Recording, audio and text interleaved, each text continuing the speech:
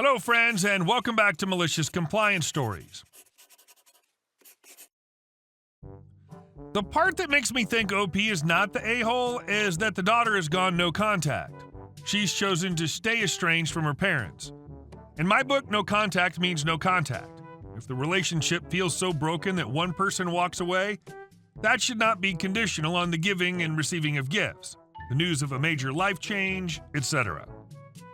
But before we begin, don't forget to subscribe to our channel if you're new here and turn on notifications so you don't miss a new video every single day. Here we go. I excluded my eldest child from any inheritance at all. I have 5 children. The issue is with my oldest daughter. When she was in high school, she was always upset that we couldn't afford to give her the life she wanted. We couldn't purchase her a car or send her away on school trips. We just didn't have the money. She would always say things like, "Bobby gets to go, it's not fair that I can't go," and things of that nature. Now, to be clear, we weren't able to do anything for any of our kids. None of them got cars bought for them, none of them got to go on expensive school trips, and none of them had anything saved for college. We just simply did not have the money. That said, we always did what we could. There was always food on the table, presents that the kids wanted at Christmas and birthdays, and we always gave them all the support that we could. We weren't poor, but we didn't have a lot of free-flowing cash either. Now, around her junior year of high school, my oldest daughter started getting a lot of special treatment from teachers. Things that were just odd, like house sitting and things like that. She'd always been a special kid, so I played it off like it wasn't any big deal and let her do her thing, driving her to and from her stuff, but the stuff started getting weirder and weirder, so I started to look into it. It turned out that she was telling people at school that she was abused and the like. Things like we never fed her or she had to buy her own clothes, which after she had a job she did, but only because she wanted things that were too expensive for me to justify and stuff like that. So naturally, people took pity on her and started giving her stuff.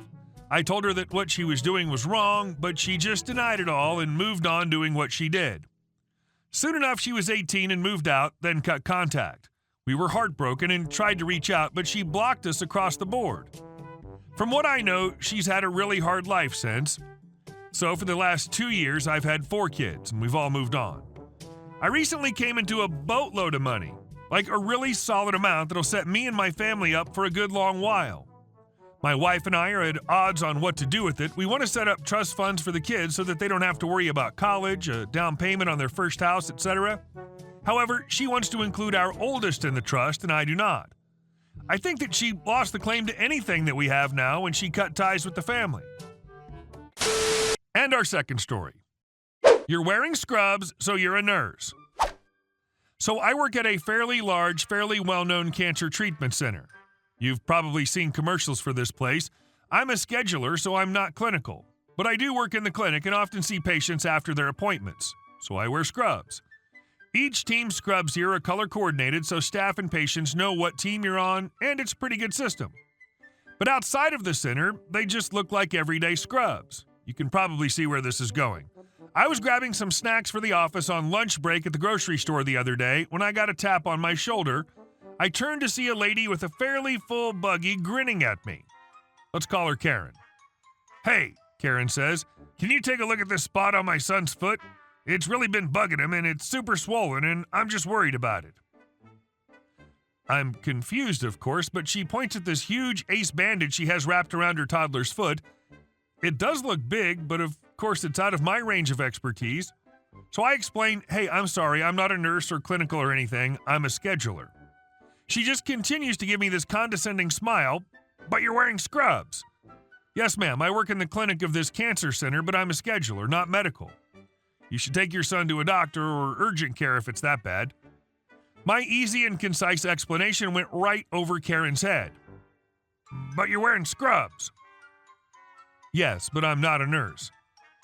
I didn't know how else to reply because she just kept staring at me, so I repeated the thing about urgent care and went back to looking at chips. Karen was not happy. She blew up. "Is this because of money? Can't you do something nice for a single mom? Aren't you supposed to help people? All you nurses and doctors care about is money. None of you give a damn about the patient," and other screeching of the like. I snapped, "Lady, I'm not a nurse." She continued her rant, Well, you shouldn't wear scrubs then. That's fraud. That's impersonating a medical worker. That's a felony. I bet you just want the attention because of the pandemic. You need to...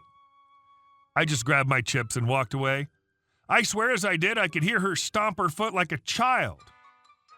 Not super climactic, but absolutely mind-boggling.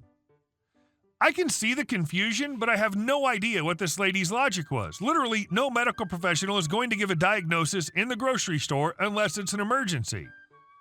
I hope the kid's okay either way, though. He was very well behaved for a toddler who was probably in a good bit of discomfort. I wonder what would happen when she learns that veterinarians, hairdressers, childcare workers, janitorial staff, other non-human medical folks all wear scrubs for a living.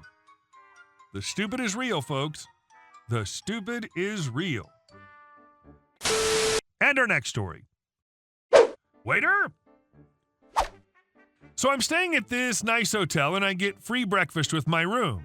I go downstairs and sit down for breakfast. It's a nice buffet. There's an egg station where you can fill out a card and they make the egg you order. Anyways, from behind me I hear the shrill voice of none other but a Karen. Now I'm in Asia. Since they pay and that pay goes to the waiters, they think they own said waiters. Anyway, she keeps yelling at the waiter, but the place was understaffed at the moment. The egg guy, 2 waiters, and the check-in lady. There were maybe 15 people eating breakfast at the time. Waitress, we'll be with you in a moment. Karen, fine. A few minutes later, the waitress stopped by Karen's table. Karen, I never asked for ham in my omelet. Waitress, okay, I'll check your slip. Comes back after a moment. Ma'am, you did check the box for ham. I'm sorry for the inconvenience. We'll make you another one as soon as possible. Karen, no, I want it now. Waitress, ma'am, we have other customers to attend to. Karen, I don't care. You need to satisfy everyone here, and I'm not satisfied, so make me another egg now. No ham. The egg guy must have heard because he did not look pleased. The waitress walked over and told him Karen's order, and I could see a big grin grow across his face. He started making the new omelet, and seeing this, Karen seemed happy, but kept an eye on the process from her seat. Egg guy from across the room, you want an extra ham, right? Karen, no ham at all. Sorry, I can't hear you. As he said this, he locked eyes with her and poured the entire bowl of ham into the egg, and Karen let out a screech like she just saw Satan suck her child's toes. After the banshee's screech, she of course started yelling about how she demanded to see the hotel manager, as any Karen would. It took them about 20 minutes to call him over, and by the time he was there, and they were more staff, and I was almost finished eating, he of course asked what was going on and why she was screeching like a demon was raping her effing husband, and they finally managed to calm her down. After going into the kitchen for a quick chat with the omelet guy and the waitress, he came back out and apologized to Karen for the trouble, and the bee got away with a free breakfast for her trouble. Now, you may think that she got off easy and got even a free breakfast, but the way my hotel works is if they really feel sorry, they'll actually compensate you with maybe another night at the hotel. Free drinks, room service keys, but free breakfast is the least they ever give out. It's so easy to get. So really, she just got a whining present, and in all honesty, it cost the hotel nothing. The bee is probably going to show up tomorrow at breakfast and have something similar happen. Anyways, that's it. Not much, and to be honest, she was being kind of a B-word, but when a restaurant's understaffed, you can't expect them to wait on only you, so she kind of had it coming. He did an excellent job of giving Karen what she deserved. And our last story. Entitled landlady breaks into my house and gets me swatted. This happened over the span of December 2020 to mid-June 2021. I was renting an apartment in a low-income neighborhood when a new property manager was hired. The first day I met her, she tried to ban me from having guests in my house and told me every guest in my house was hereby trespassed from the property. My guests were friends of mine who were current residents of the complex. I told her to never contact me again and to only contact me through my lawyer, and slammed the door in her face. About a month later, I caught her on film breaking into my house, and she repeatedly refused to leave, stating that because she's the landlady, she has the right to be in my house whenever she wants for as long as she wants.